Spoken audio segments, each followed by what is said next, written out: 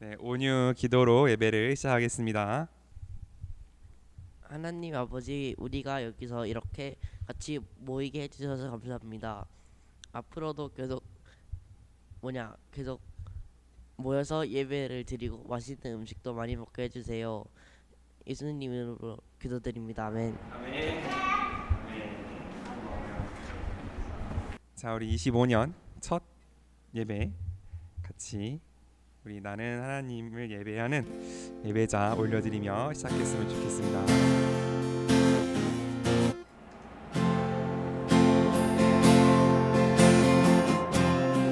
나는 하나님을 예배하는 나는 하나님을 예배하는 예배자입니다. 내가 서 있는 곳 어디서나 하나님을 예배합니다. 내 영혼 거룩한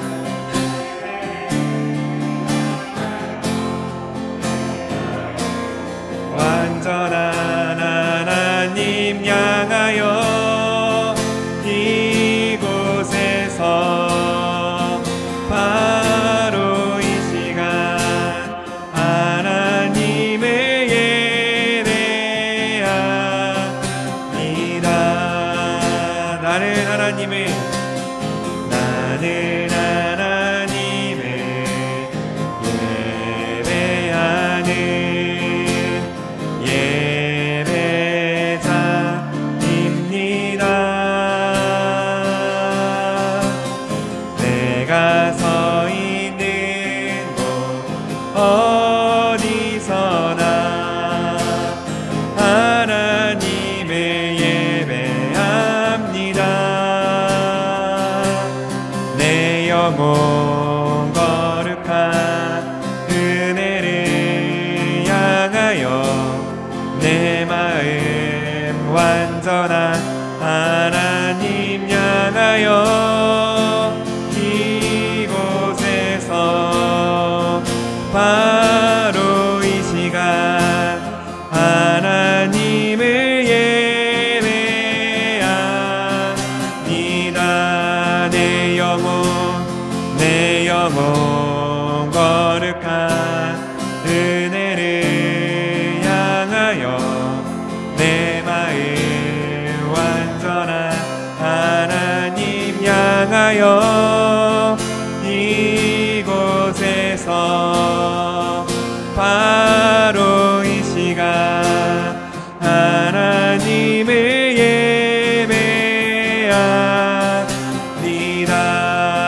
예배합니다. 내 영혼 거룩한 은혜를 향하여 내 마음 완전한 향하여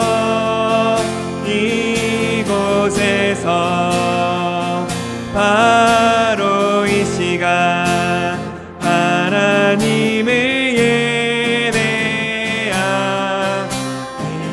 한 번만 다시 고백합시다. 나는 하나님을 예배하는 나는 하나님을 예배하는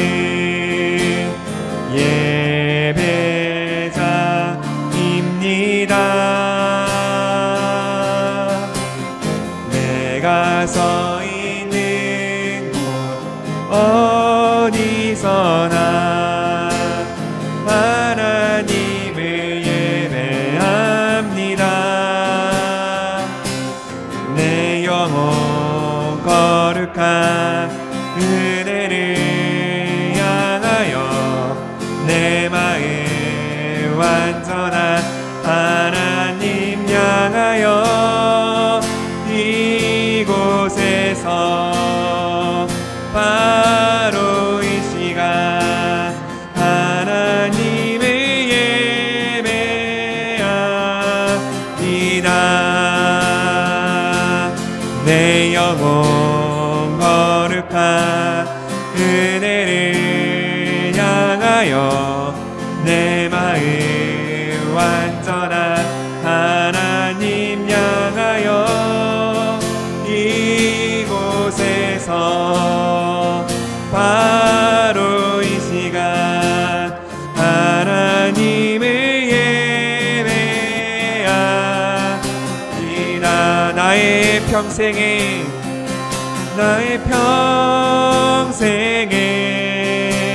단 한 가지 소원, 주의 아름다우심 보며 사랑 노래하는 것. 나의 왕 되신 주님의 얼굴 구하며 그 사랑 안에 머물러 사랑 노래합니다. 나의 평생에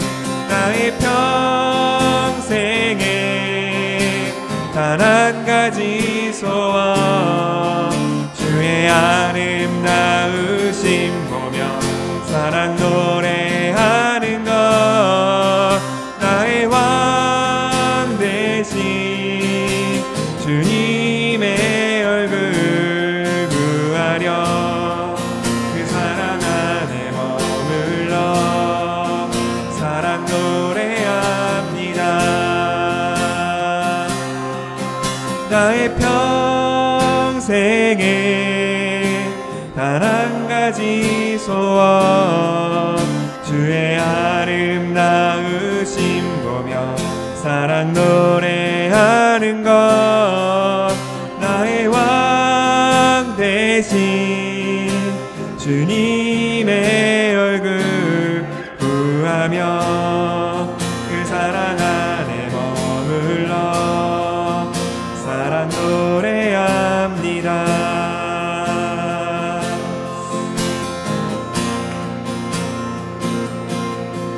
한 가지만 같이 기도하며 나아갈 때 하나님, 우리가 새해 새로운 마음으로 한 가지를 구할 수 있기를 원합니다. 하나님, 우리가 영원히 주 앞에 예배하는 예배자로서, 하나님을 따라가는 주의 제자로서 살아갈 수 있기를 원하오니, 아버지여, 우리가 어렵고 힘들 때마다, 또 기쁘고 감사한 일이 있을 때마다 감사함으로 예배함으로 당신 앞에 나아갈 수 있게 허락하여 주시고, 그래 하여서 아버지, 우리가 이 세상에서 겪는 모든 일들 오로지 주님과 더 가까워지며 주님을 더 사랑하며 주님 앞에 나아가는 감사와 기도의 제목 될 수 있는 올 한 해 될 수 있게 아버지여, 우리를 이끌어 주시옵소서. 우리와 함께하여 주시옵소서.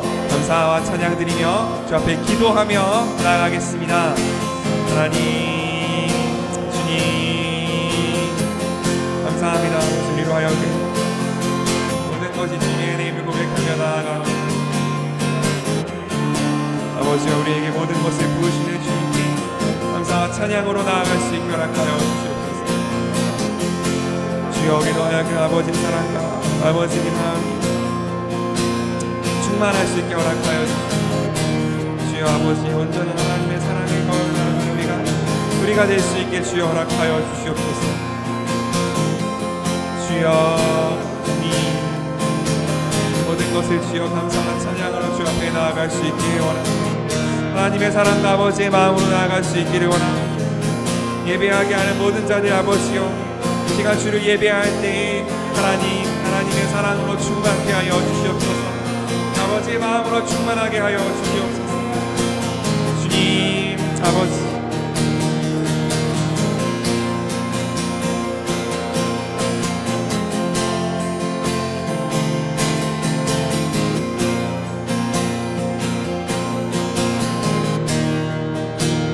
예배하며 남아가는 모든 사람들 주여, 주님을 사랑하는 우리 교회 되게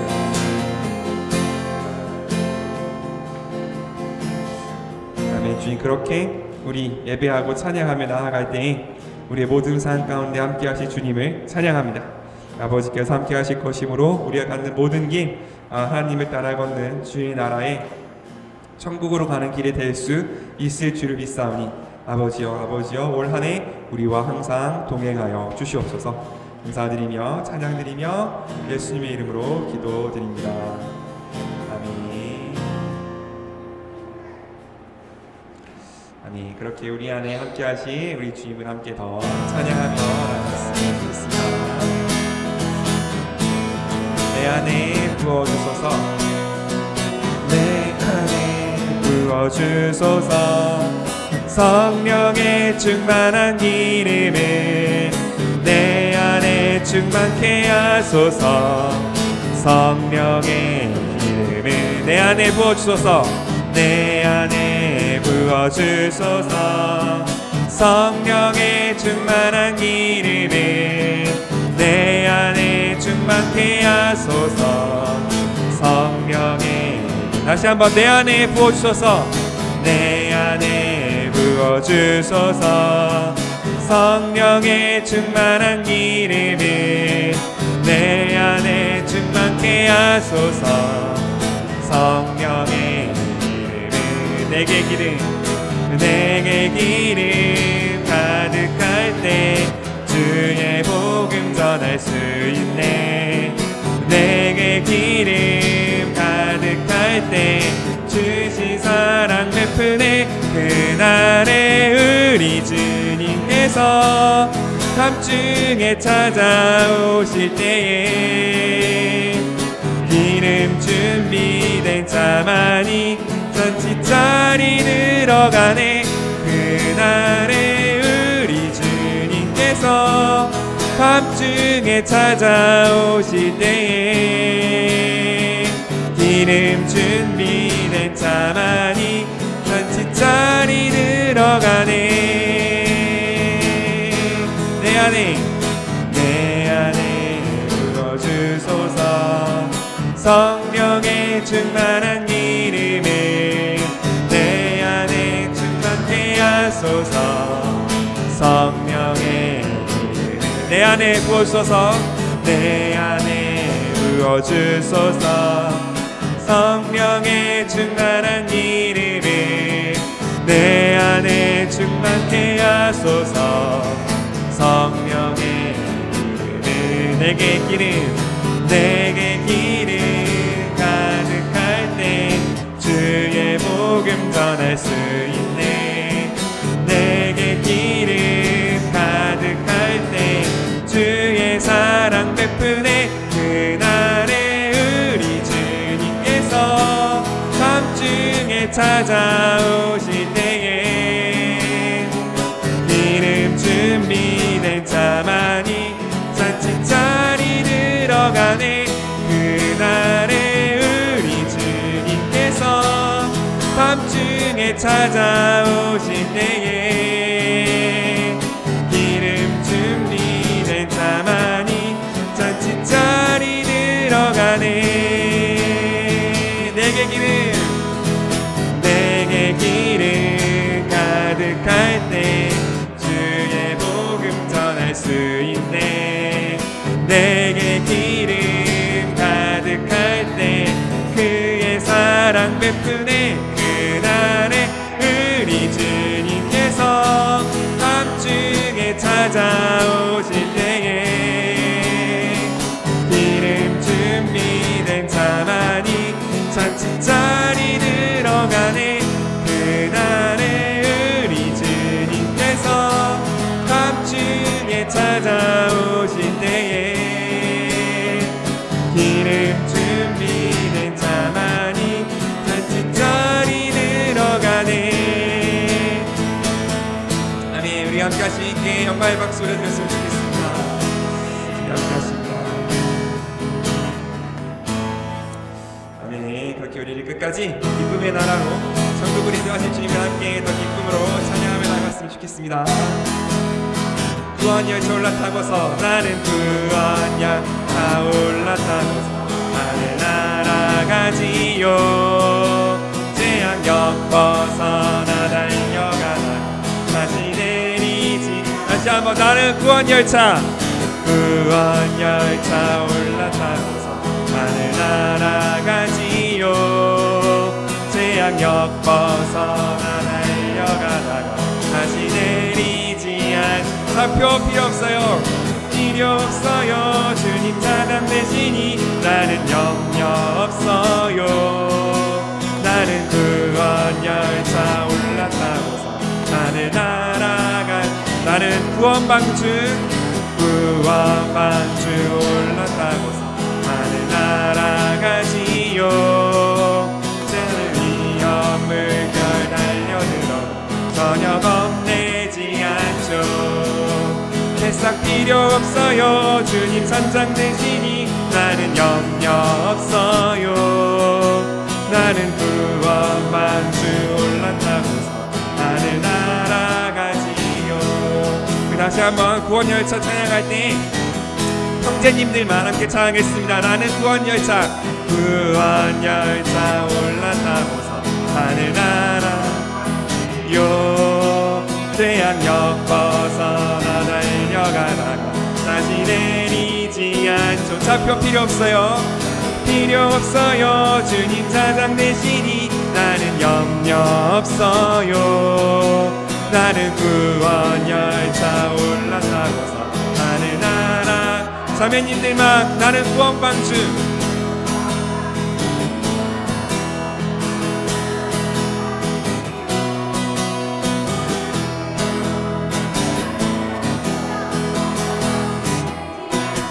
됐어.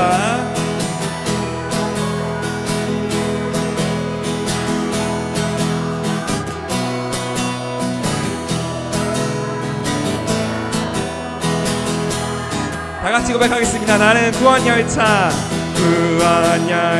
올라타고서 하늘 날아가지요. 태양역 벗어나 달려가다가 다시 내리지 않죠. 좌표 필요 없어요. 주님 차장 되시니 나는 염려 없어요. 나는 구원열차 올라타고서 하늘 날아가. 좌표 필요 없어요.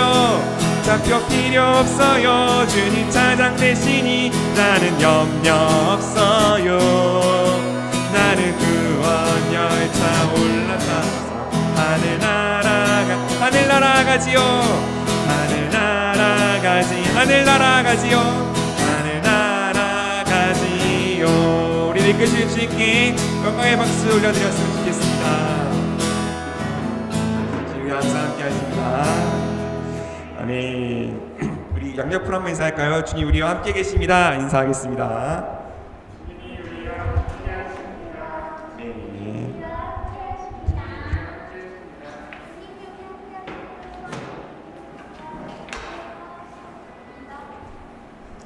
이 말씀 나누기 전에 우리 한번 뒤편에 풍경을 한번 볼까요? 눈이 무섭다.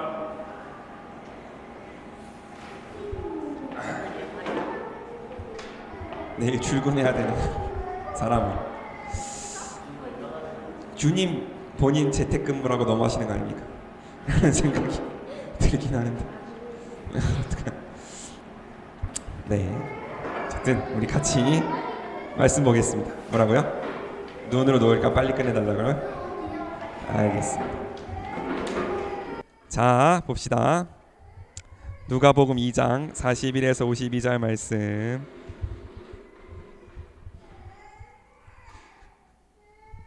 누가복음 2장 41에서 52절 말씀 우리 한번 번갈아 가면서 읽고 마지막 절 같이 읽겠습니다. 저부터 읽겠습니다. 해마다 유월절이 되면 예수님의 부모는 예루살렘으로 올라갔다.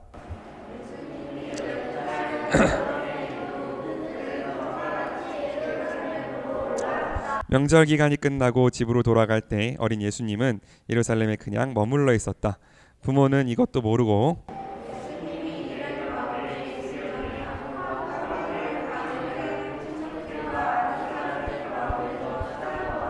그러나 찾지 못하자 그들은 예수님을 찾으러 예루살렘으로 되돌아갔다.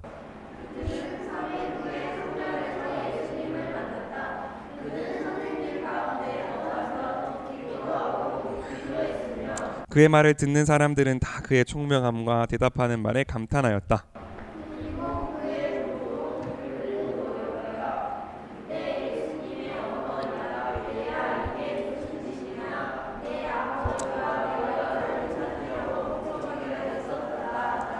예수님은 왜 나를 찾으셨습니까? 내가 내 아버지의 집에 있어야 한다는 것을 모르셨습니까? 하고 대답하였다.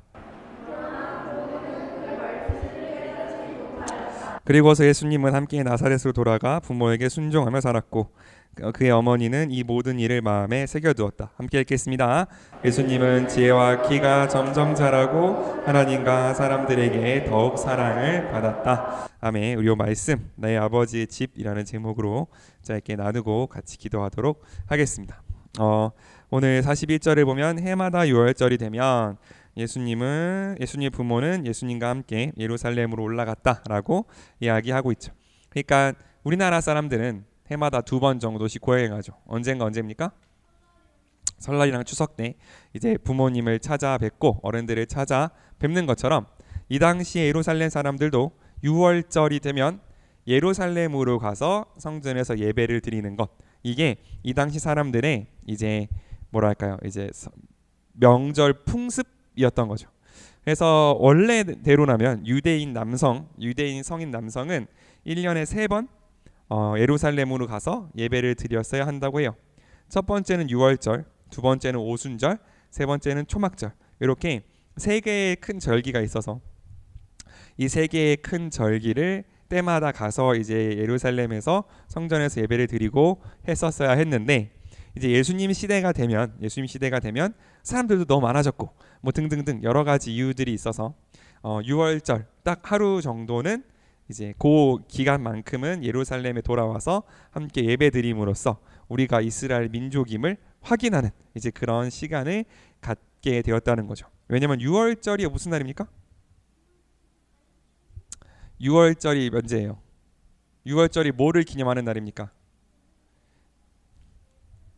예수님.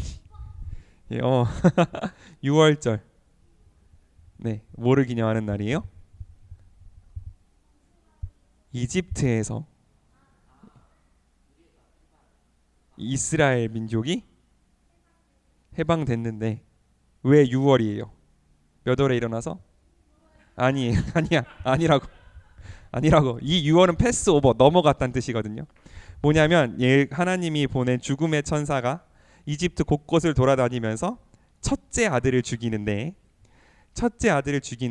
어린 양을 잡아서 그 피를 우슬초로 찍어서 문지방에 바르면 그냥 넘어갔어. 그건 건드리자 그냥 넘어갔다. 이렇게 패스오버, 넘어갔다는 거거든요. 6월 했다, 넘어갔다는 걸 기념해서 6월절을 지킵니다. 즉 하나님의 심판이 모든 민족에게 내렸는데 어린 양의 피를 바른 이스라엘 민족만큼은 하나님께서 지켜주심을 기념하는 날. 그러니까 이때부터 이스라엘은 어떤 정체성을 갖고 있냐면 우리는 구원받았다, 우리는 하나님의 백성이라는 정체성을 갖고 있는 날이어서 가장 중요한 6월절만큼은 예루살렘에 가서 이제 예배를 드렸다라고 보는 게 맞는 것 같습니다. 그러면 오늘 42절에 보면 예수님이 지금 몇 살이에요? 예수님 몇 살이에요? 12살. 온유가 몇 살이에요? 네, 딱 네 나이 때입니다. 어쨌든 네, 딱 노아랑 온유만 할 때 일입니다. 모르겠습니다. 어쨌든 너희 또래 정도쯤 됐을 때 예수님이 예루살렘에 갔습니다. 예루살렘에 갔는데 왜냐하면 유대인의 관습상 13살이 되면 스스로 예배를 책임져야 되는 성인 취급을 받는다고 해요. 그러니까 이 12살을 굳이 딱 집은 이유는 뭐냐면 아직 미성년자, 우리로 치면 미성년자이신 예수님이 어떤 모습이었는가를 우리에게 보여주기 위해서 이 장면을 삽입했다라고 볼 수 있습니다. 그러니까 아직 유대인들의 눈으로 보기에 예수님은 어른이 아니야. 그러니까 이 당시에 성인이 아니다라 함은 그냥 조금 어린애요 이게 아니라 아직 좀 거칠게 말하면 인간이 아닌 수준이거든요. 왜냐하면 이때 당시에 사람을 셀 때는 성인 남성만 셌으니까. 그러니까 아직 정말 미숙한 뭔가 아무튼 되게 미숙했을 때 예수님은 어떤 모습이었는가를 보여주고 있는 거죠. 그런데 어쨌든 우리가 요거 더 뒷이야기 가기 전에 한 가지 알았으면 좋겠는 게 있습니다. 예수님은 12년 동안을 이미 요셉과 마리아와 같이 사셨단 말이죠. 예수님은 뭐가 없는 분이에요? 죄가 없는 분이에요. 이 세상 모든 사람들은 다 죄가 있는데 죄가 없는 딱 한 사람이 나사렛에서 마리아와 요셉과 함께 그들과 함께 살았단 말이죠.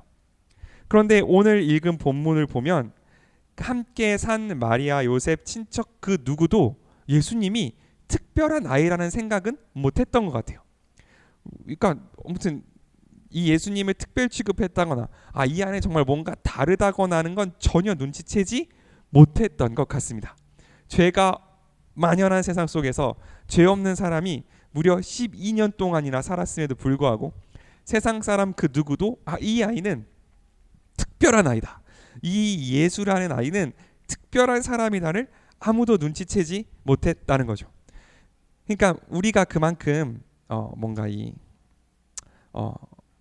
눈이 어둡다고 생각할 수도 있겠으나 죄 없는 모습이 우리가 생각하는 어떤 것과는 좀 다를 수 있다. 그러니까 우리는 흔히 예수님을 만나거나 그리스도를 잘 따르는 사람들을 만나면 단박에 구별되는 어떤 특성을 갖고 있거나 굉장히 존경받을 만한 어떤 인격적인 특성을 갖고 있거나 아무튼 그런 생각들을 하게 되는데, 예수님 본인조차도 예수님이 스스로 그러니까 여기서부터 17년을 더 사시잖아요.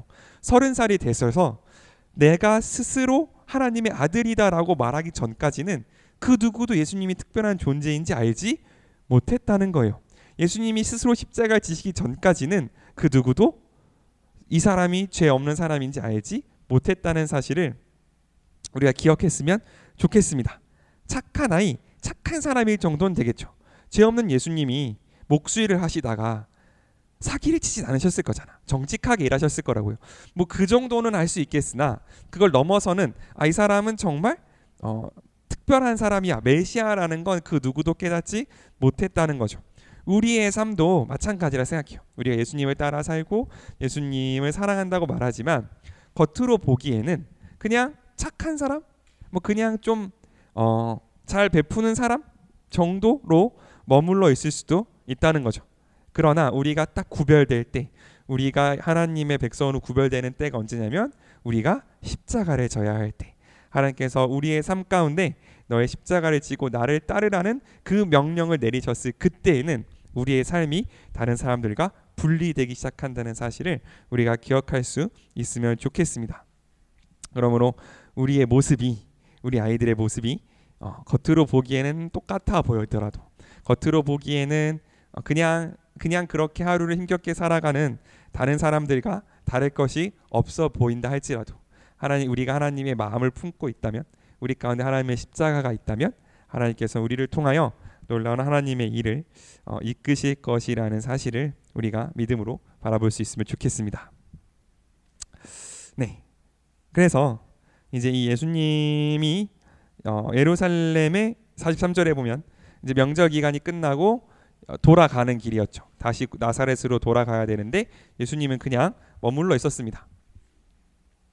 예수님이 안 보이긴 하지만 뭐 그때 당시에 이제 막 친척들이 다 같이 움직였을 거니까 적어도 몇십 명이 함께 움직이니까 뭐 저기서 놀고 있겠지라고 생각을 하고 이제 그냥 갔는데, 아무리 찾아도 애가 없으니까 큰일 났다 하고 예루살렘으로 돌아왔다는 거죠. 뒤지게 혼났겠죠. 어쨌든 근데 어쨌든 일단 예수님의 부모 요셉과 마리아도 상당히 정신없는 사람들이었으니 분명한 게 첫 번째 분명한 거고, 두 번째로 예수님도 상당했다라는 거죠. 일단 첫 마디가 죄송합니다 해야 되는 거 아니에요? 그죠? 아무리 내가 내 아버지 집에 있는 게 마땅하다 하더라도 첫 마디는 죄송하다 해야지. 하지만 첫 마디가 죄송하다가 아니야. 49절입니다. 49절 한번 읽겠습니다. 49절 시작. 예수님은 왜 나를 찾으셨습니까?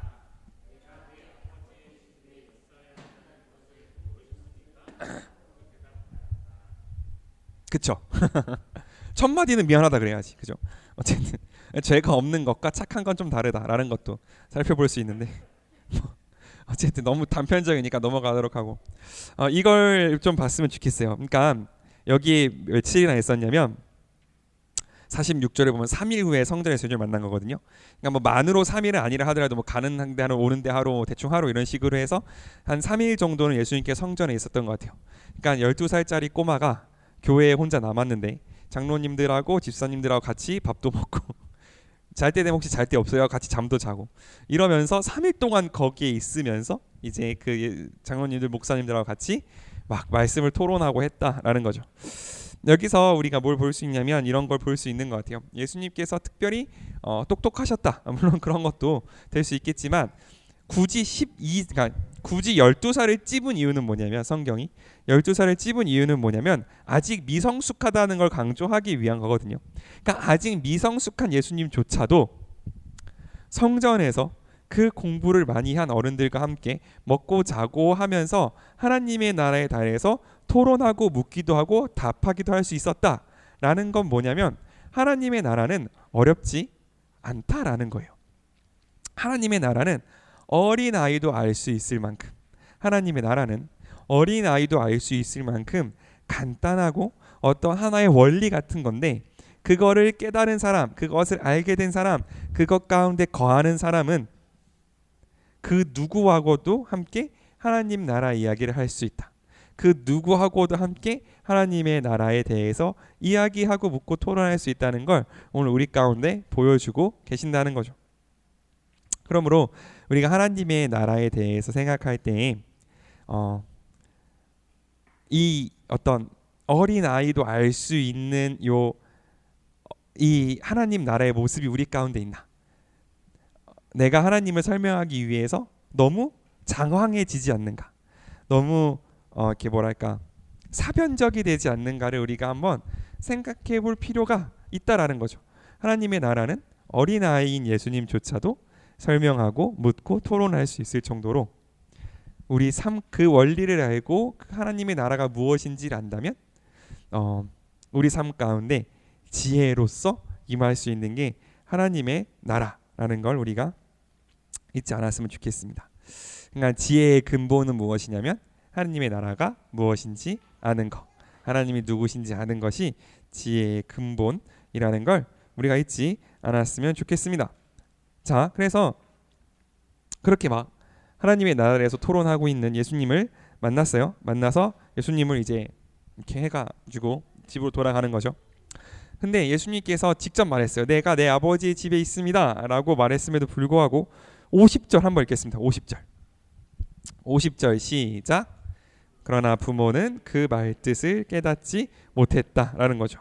그러니까 이게 아직까지 하나님께서 예수님이 누구신지를 밝히 보여줄 만한 때가 아니라고 판단하신 거죠. 하나님께서 아직까지 17년 동안 더 사생애, 예수님의 사생애를 살아야 한다는 걸 하나님께서는 때를 정해 두셨는데 그렇기 때문에 그의 부모조차도 아직 예수님에 대해서 깨닫지 못했어요.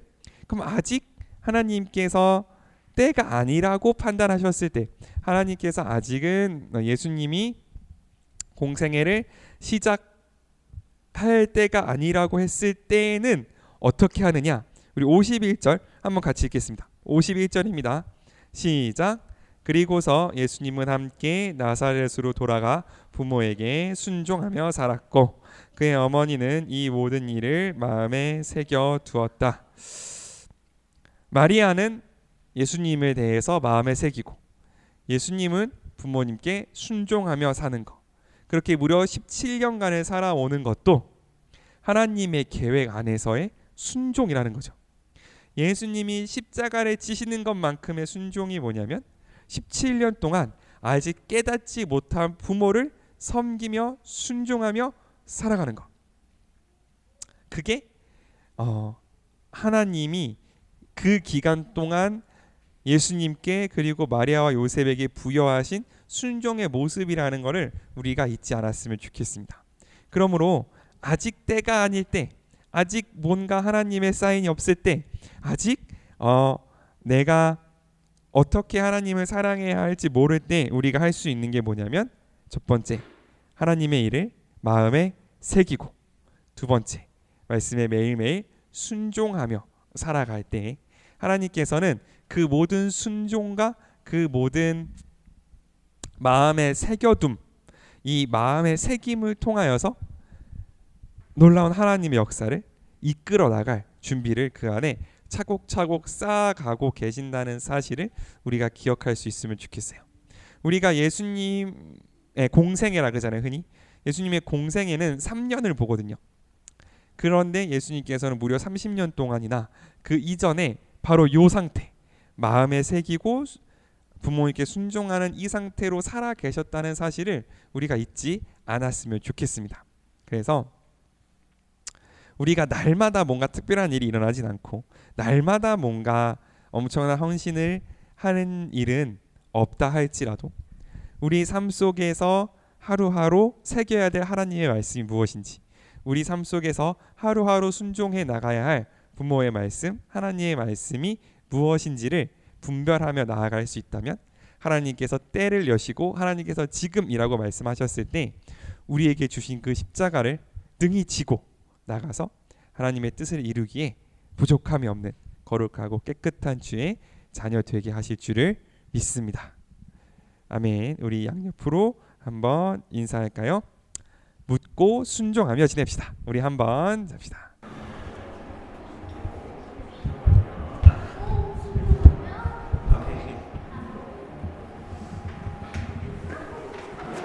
어이구. 자, 우리 한 가지만 같이 기도할까요? 한 번만 같이 기도할 때 한번 같이 기도할 때 하나님, 예수님의 어린 시절을 돌아보았습니다. 아직 알지 못하는 부모에게 순종하며 또한 그 부모는 그것을 마음에 새기며 살아갈 때 마침내 하나님의 십자가를 지는 그 거룩한 사역에 순종할 수 있었던 것처럼 우리도 우리의 삶 속에서 날마다 하나님 말씀에 순종하며 하나님 말씀 마음에 새기며 나아갈 때 하나님께서 우리에게 보여주시는 그 모든 시간들을 하나님의 뜻대로 살아내기에 부족함이 없는 거룩하고 깨끗한 축복의 통로 될 수 있게 허락하여 주시옵소서. 우리 함께 기도하며 주 앞에 나아가겠습니다.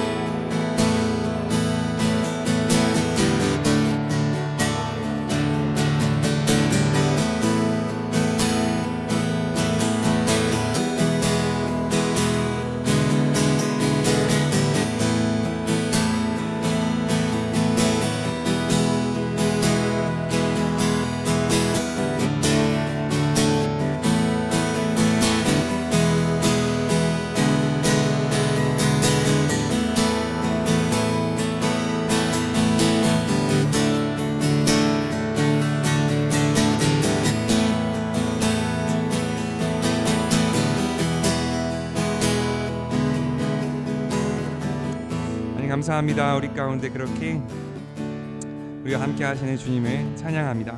하나님께서 우리에게 보여주신 모든 것들로 말미암아 우리가 하나님을 한 걸음 한 걸음 따라갈 수 있을 줄을 믿습니다. 하나님, 우리의 날마다의 삶 속에 당신을 향한 믿음과 순종이 쌓이게 하여 주시어서 그 믿음과 순종을 통하여서 주님, 하나님의 나라가 확장되어지고 우리 삶 가운데, 우리 주변 가운데 주의 복음이 선포되는 놀라운 주님의 역사로 우리가 쓰임 받을 수 있게 하여 주시옵소서. 그렇게 우리를 사용하실 주님을 찬양합니다. 감사드리며 예수님의 이름으로 기도드립니다.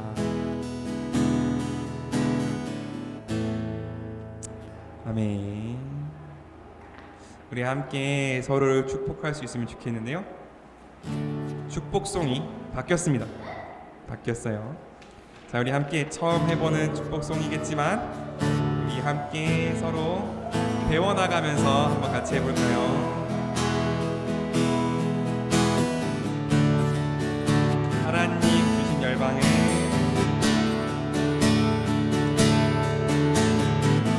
하나님 주신 열방을 하나님 주신 열방을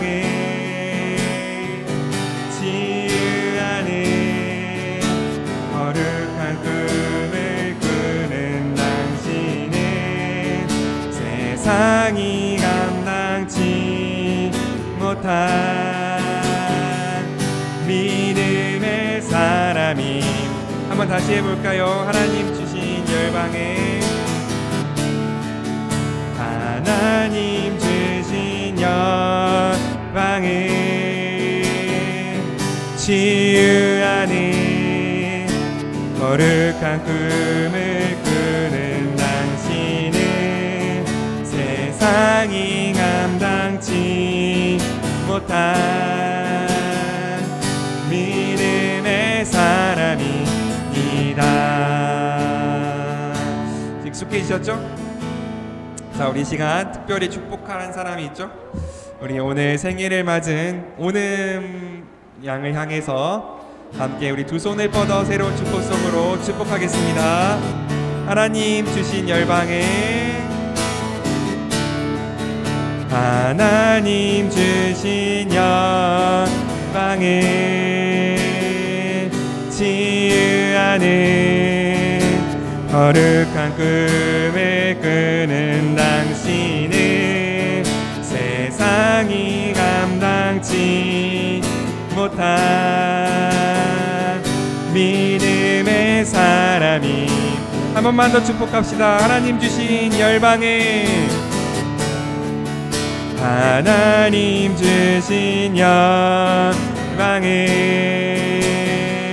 치유하는 거룩한 꿈을 꾸는 당신은 세상이 감당치 못한 믿음의 사람입니다. 아멘. 사랑하고 축복합니다. 자, 오늘 이 생일에 맞아 특별히 기도 제목이 있으면 하나 나눠주세요. 그러면 뭐 기도 제목은 나중에 케이크 자르면서 듣기로 하고, 괜찮죠? 알겠습니다. 그럼 우리 먼저 주기도문으로 예배 마치겠습니다. 주기도문 시작. 하늘에 계신 우리 아버지, 아버지의 이름을 거룩하게 하시며 아버지의 나라가 오게 하시며 아버지의 뜻이 하늘에서와 같이 땅에서도 이루어지게 하소서. 오늘 우리에게 일용할 양식을 주시고 우리가 우리에게 잘못한 사람을 용서하여 준 것 같이 우리 죄를 용서하여 주시고 우리를 시험에 빠지지 않게 하시고 서 구하소서. 나라와 권능과 영광이 영원히 아버지의 것입니다. 아멘.